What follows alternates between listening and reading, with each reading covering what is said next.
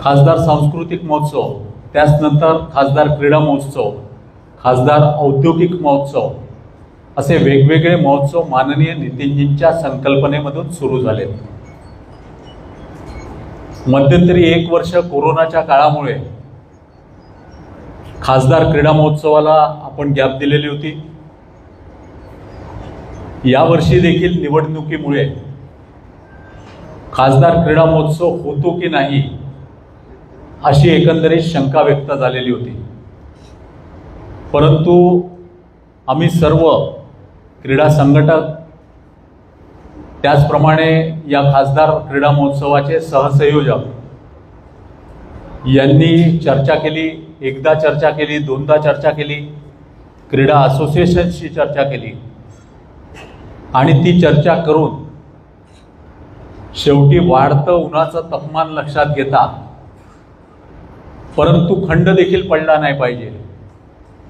एखाद्या गोष्टीमध्ये जर खंड पडून गेला तर पुन्हा पुढे घेणं हे कठीण होतं आणि त्यामुळे उन्हाचं तापमान लक्षात घेता आम्ही मागच्या वर्षी जसं खासदार क्रीडा महोत्सवामध्ये 65 गेम्स झाले होते, यावेळेला आम्ही त्याच्यामध्ये कर्टेल केलेला आहे। आम्ही 18 जणांची आमची टीम आहे, सहसंयोजक आणि मी स्वतः मिळून आम्ही 18 जणांनी 18 गेम्सची जबाबदारी घेतलेली आहे आणि यावेळी दिनांक 31 मे ते दिनांक 7 जूनपर्यंत आम्ही हा खासदार क्रीडा महोत्सव माननीय नितीनजी गडकरी यांच्या मार्गदर्शनातून आम्ही करण्याचं निश्चित केलेलं आहे। मुळात खंड पडू नये हीच याच्या मागची भावना आहे। हे होत असताना उन्हाच्या तापमानामुळे खेळाडूंना कुठल्याही प्रकारचा त्रास सहन करावा लागू नये, अडचणीचा सामना करावा लागू नये, यामुळे हा खासदार क्रीडा महोत्सव मर्यादित 18 गेम्सचा, त्याचप्रमाणे सकाळी 6 ते संध्याकाळी 6 पर्यंत कोणत्याही पद्धतीचे गेम्स न घेता केवळ उद्घाटन 31 तारखेला सकाळी 5:30 वाजता मॅरेथॉन स्पर्धेने याचं उद्घाटन करावं यशवंत स्टेडियमपासून आणि 7 तारखेला देखील याचं समापन हे सुरेश भट सभागृहामध्ये सायंकाळी 7 वाजता करावं असं निश्चित केलेलं आहे। माननीय नितीनजी गडकरी या दोन्ही कार्यक्रमाला राहणार आहे। काही खेळाडूंशी, काही सेलिब्रिटींशी देखील आमचं बोलणं सुरू आहे की त्यांनी देखील या स्पर्धांमध्ये कुठल्या ना कुठल्या दिवशी उपस्थित राहावं। याचं कार्यालयाचं उद्घाटन जवळपास 15 तारखेच्या आजूबाजूला आम्ही करतो आहे। आपल्या सर्वांच्या सहकार्याची अत्यंत आवश्यकता आहे। दरवर्षी देखील आपण खासदार क्रीडा महोत्सवाला भरपूर कव्हरेज देत असता आणि यावर्षी देखील याच पद्धतीचं आपलं सहकार्य मिळावं अशी विनंती करायला, क्रीडापटूंच्या भवितव्यासाठी, क्रीडापटूंच्या हितासाठी आपण सर्वांनी यामध्ये सहकार्य करावं। जसं जसं पुढचा कार्यक्रम ठरेल तशी पुढची देखील माहिती आम्ही आपणापर्यंत निश्चित पद्धतीने पोहोचवू, एवढंच या ठिकाणी आम्हाला सांगायचं आहे।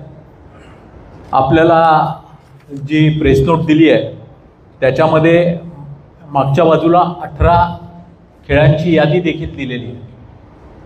हे खेळ कुठे कुठे होणार, कुठल्या ग्राउंडवरती होणार याची देखील माहिती आम्ही दिलेली आहे। आपल्याला सर्वांना विनंती आहे की आपल्या प्रिंट मीडियातर्फे, आपल्या पोर्टल सेवांतर्फे याची प्रसिद्धी या नागपूर शहरातील जास्तीत जास्त क्रीडा प्रकारांपर्यंत पोहोचवावी, एवढीच आपल्याला विनंती करतो। आपले काही प्रश्न असतील तर आपण नक्की विचारावे ही विनंती। धन्यवाद। हे यांना माईक कशी देतो? 3 कॅटेगरीमध्ये आपण करतो आहे आम्ही तुम्हाला 3 दिवसात, कारण असं झालेलं होतं की घ्यायचा की घ्यायचा नाही, आम्ही निर्णय घेतला की घ्यायचाच आहे, थोडंसं मर्यादित करून का होईना पण घ्यावं आणि त्यामुळे उद्घाटन 31ला संध्याकाळी पहिल्यांदा ठरवलं होतं, म्हणजे तुम्ही आता एवढे वर्ष झाले आमच्यासोबत आहात म्हणून आपल्याला शेअर करतो. पण 31 तारखेला संध्याकाळी ठरवल्यावर लक्षात असं आलं की IPL फायनल आहे, तर ती गडबड होईल. मग आम्ही 31 तारखेला आता उद्घाटन सकाळी घेतो आहे मॅरेथॉनने. तर आता ते सर्व आम्ही ठरवतो, एक 2-3 दिवसात हळूहळू आम्ही आपल्याला सर्व माहिती देऊया.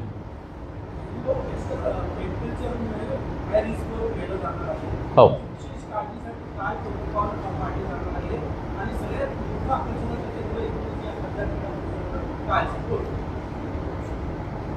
टेम्परेचर लक्षात घेता मी जसं म्हटलं की टेम्परेचरमुळेच आम्ही याला एक तर मर्यादित केलं आहे.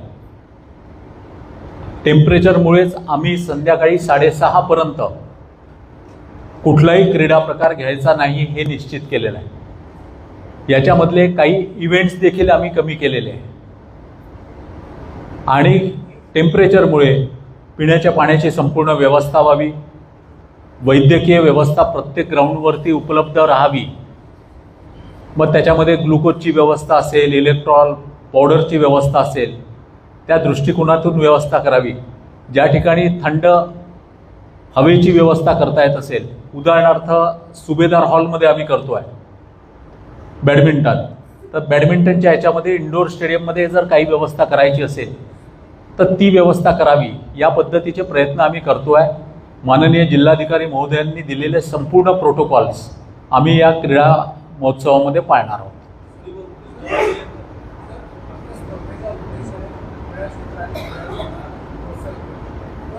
पत्रकारांचं मला असं वाटतं की मागचे 6-7 वर्ष झाले हाच विषय आपला नेहमी आपण लावून धरत असतो आणि हा योग्य विषय आहे. अनेकदा स्पर्धांमध्ये जे रेफरी असतात किंवा बाकी संयोजक जे असतात त्यांच्या माध्यमातून आमच्यापर्यंत माहिती मिळत नाही. यावेळेला आम्ही देखील त्यामध्ये सुधारणा काही करतो आहे. 18 गेम असल्यामुळे मला असं वाटतं की आम्हाला देखील ते कंट्रोलमध्ये राहणार आहे आणि त्यामुळे यावेळेला आम्ही त्याची खबरदारी घेऊ. यावेळेला अजून एक सांगायचं आहे की या स्पर्धा ज्या आहे या आम्ही शहरस्तरीय घेतो आहे. म्हणजे जे गजानन उमाठे यांनी विचारलं की मागच्या वेळेला आम्ही विदर्भस्तरीय काही स्पर्धा घेतल्या होत्या, जसं कबड्डी होतं, ॲथलेटिक्स होतं, खो खो होतं, मला असं वाटतं महाराष्ट्राची बास्केटबॉल स्पर्धा होती.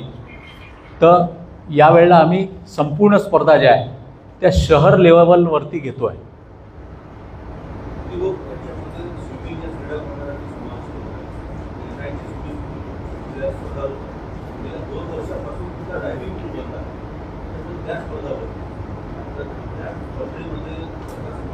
नाही, यावेळेला आपण मोता सायन्समध्ये घेतो आहे. हां, NIT आणि मोता दोन्ही हे करणार आहोत. मी तिथे एकदा NITच्या अधिकाऱ्यांशी बोलून तुम्ही जो प्रश्न केला आहे त्याच्याबद्दल विचारपूस करून सांगतो.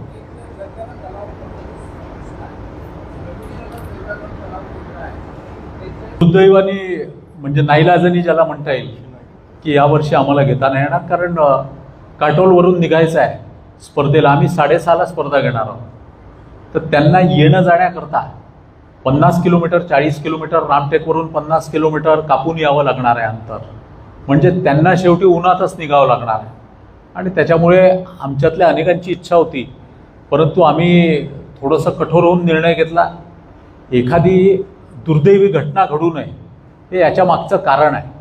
यावर्षी नाही, परंतु आम्ही पुढच्या वर्षीपासून पुन्हा 12 जानेवारीला क्रीडा महोत्सव दरवर्षी आपण सुरू करतो. आता 6-7 महिन्यानंतर आपण पुन्हा तो 12 जानेवारीला करणार आहोत.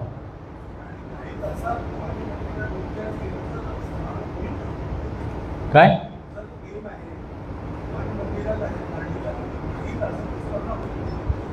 हो, एक 4 तास रोज संध्याकाळी राहणार आहे. म्हणून आम्ही इव्हेंट्स कमी केले. जसं बास्केटबॉलमध्ये 3-3 इव्हेंट्स राहायचे, तर यावेळेला 1 इव्हेंट किंवा 2 इव्हेंट आम्ही करतो आहे, ज्याच्या माध्यमातून त्या 4 तासांमध्ये 2 क्रीडांगणावरती स्पर्धा व्हाव्यात. आणि सिटी लेवलवरती आहे. जसं कबड्डीला खो खोला आपल्याला कल्पना आहे की प्रचंड रिस्पॉन्स हा ग्रामीण क्षेत्रातून होतो. म्हणजे उद्या आपल्याकडून बातमी छापल्यानंतर अनेकांचे नाराजीचे फोन देखील आम्हाला येणार आहे.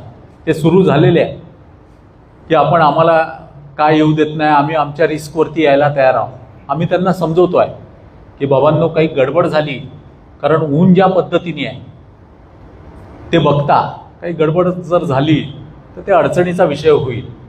म्हणजे वर्धेला पोलीस भरतीमधलं उदाहरण आपल्या सर्वांना माहीत आहे। तशा घटना जर झाल्या तर अडचणीचा विषय होईल।